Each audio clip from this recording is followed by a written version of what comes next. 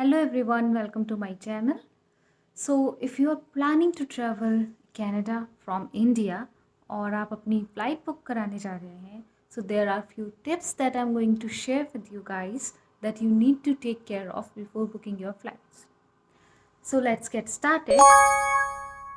So first thing जो आपको याद रखनी है वो ये है कि आप कोई भी फ़्लाइट बुक कराते हैं इंटरनेशनल, तो आप अवॉइड करिए कि आप थर्ड पार्टी पोर्टल के थ्रू ना करा के डायरेक्टली फ़्लाइट के पोर्टल से कराइए। मींस अगर आप कतर एयरवेज से जा रहे हैं, एयर फ्रांस से जा रहे हैं या फिर एयर इंडिया से जा रहे हैं, किसी भी फ़्लाइट से, तो आप ट्राई करिए कि आप उनकी वेबसाइट पे डायरेक्टली जाके बुक कराएं।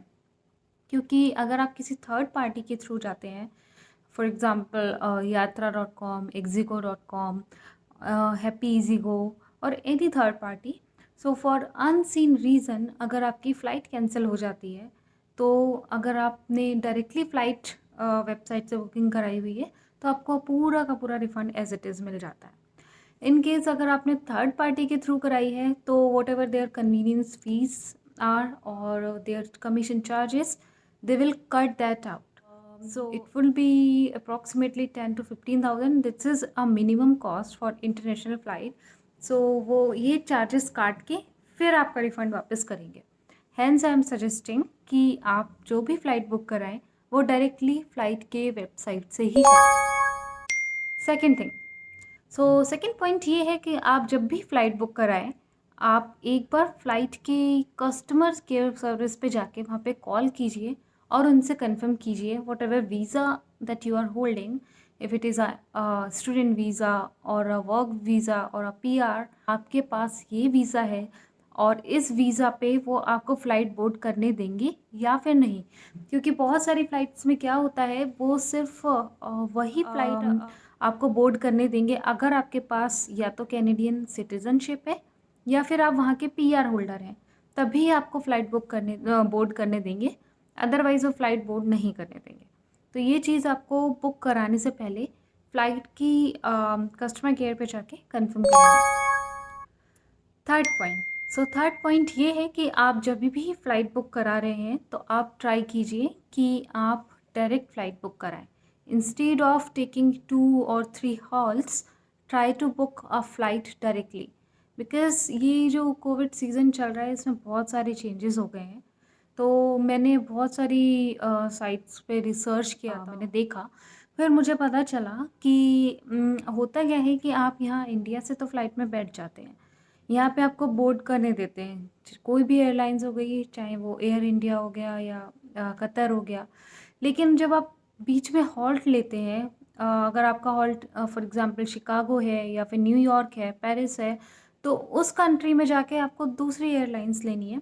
और वहाँ पे क्या होगा, वो लोग एयरलाइंस वाले आपका पहले वीज़ा चेक करेंगे और कुछ-कुछ एयरलाइंस की कंडीशन के हिसाब से अगर आप उस कंट्री के सिटीज़न हो, फॉर एग्ज़ाम्पल अगर आप न्यूयॉर्क में जाके होल्ड करते हो और वहाँ पर आप दूसरी एयरलाइंस लेते हो और अगर आप वहाँ उस कंट्री के सिटीज़न नहीं हो, तो वो आपको फ़्लाइट बोर्ड नहीं करने देंगे। जी हाँ, तो यही हुआ था।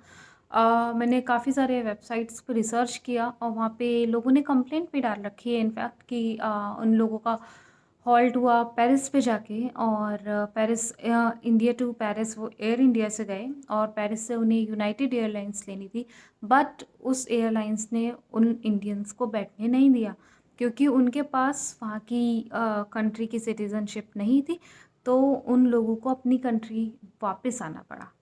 तो आपको ये चीज़ भी मेक श्योर करनी है कि अगर आपकी हॉल्ट वाली फ़्लाइट है, तो आप जो भी सेकंड फ़्लाइट लेंगे, वो आपको बोर्ड करने देंगे या फिर नहीं, ये भी आप कस्टमर केयर को कॉल करके कंफर्म कर सकते हैं। चौथी चीज़, फोर्थ पॉइंट, चौथी चीज़ जो आपको याद रखनी है वो ये है कि जब आप एयरपोर्ट पहुंचते हैं, आपके पास आपकी कोविड नेगेटिव रिपोर्ट तो होनी ही चाहिए। उसके साथ आपका 3 दिन का मैंडेटरी क्वारंटीन होटल की बुकिंग आपके पास इन हैंड होनी चाहिए। क्योंकि जब आप चेक इन की लाइन में लगते हैं, तो वो सारे डॉक्यूमेंट्स आपके चेक करेंगे। इन केस अगर आपके पास होटल की बुकिंग वाली डॉक्यूमेंट्स नहीं है, then they will not allow you to in. Okay, तो these are few things that I wanted to share because मेरा एक्सपीरियंस क्या था, वो ये था जब मैं इंडिया से कनाडा ट्रैवल कर रही थी। मैंने 31st ऑफ मार्च को ट्रैवल किया है। उसके पहले मैंने कतर एयरवेज़ 2 महीने पहले बुक करा के रख लिया था। अब मेरे ट्रैवल करने से 10 डेज़ पहले कतर एयरवेज़ ने अपनी फ़्लाइट कैंसल कर दी without any reason. They just said that due to government policies और any unforeseen reason they have cancel our flight. So हमने जो बुकिंग करा रखी थी डायरेक्टली कतर के पोर्टल से करा रखी थी, थैंक गॉड। तो हमारा फुल रिफ़ंड 1 मंथ के बाद आ गया था। फिर उसके बाद हमने क्या किया, हमने एयर फ्रांस में बुकिंग कराई और एयर फ्रांस में हमने बुकिंग करा दी और जस्ट फॉर द कन्फर्मेशन हमने ट्रैवलिंग के 3 दिन पहले एयर फ्रांस में कॉल करके कंफर्म किया कि हमारा ये नेम से बुकिंग है, is it confirm or not. Then those guys informed us कि सिंस हम लोग जो यहाँ पे आए हैं वर्क वीज़ा पे हैं, तब उन्होंने हमें बताया कि अगर सिटीजन्स नहीं हैं और आपके पास अगर पीआर भी नहीं है तो वो आपको फ़्लाइट बोर्ड करने नहीं देंगे। तो अगर स्टूडेंट्स हैं आप वर्क वीज़ा होल्ड कर रहे हैं तो आपको फ़्लाइट बोर्ड नहीं करने देंगे। तो हमें ये बात तब जाके पता चली है और ये चीज़ उन्होंने अपनी फ़्लाइट पे के वेबसाइट पे कहीं भी मेंशन नहीं कर रखी है, कहीं भी टर्म्स एंड कंडीशन में नहीं है। वो तो हमने कॉल किया तो हमें पता चला। एट द एंड हम एयर इंडिया हमें लकीली एयर इंडिया मिल गई, वो भी नॉन स्टॉप। सो हमने एयर इंडिया बुक कराई। 15 आवर्स नॉन स्टॉप जर्नी थी from India to Canada. It was very very expensive, but since we are required to travel, hence we did the booking. इस experience के base पे मैंने सोचा कि मैं एक वीडियो बनाती हूँ और आप लोगों के साथ शेयर करती हूँ बिकॉज़ काफ़ी सारे लोग होते हैं जिनको नहीं पता होता है कि फ़्लाइट्स को भी फ़्लाइट इस तरह की कंडीशंस पे रखते हैं और उन्होंने अपनी वेबसाइट्स पे भी पूरी तरह से कुछ भी नहीं शेयर किया है, ना ही कुछ हेडलाइन दिया है, ना ही कोई पॉइंट्स बनाया है, तो लोगों को कैसे पता चलेगा?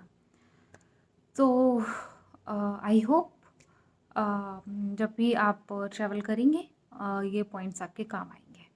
In case you have any doubt, any query, please feel free to write down your query in the comment section below and I'll get back to you. Thank you so much for watching my video. Stay safe. Bye.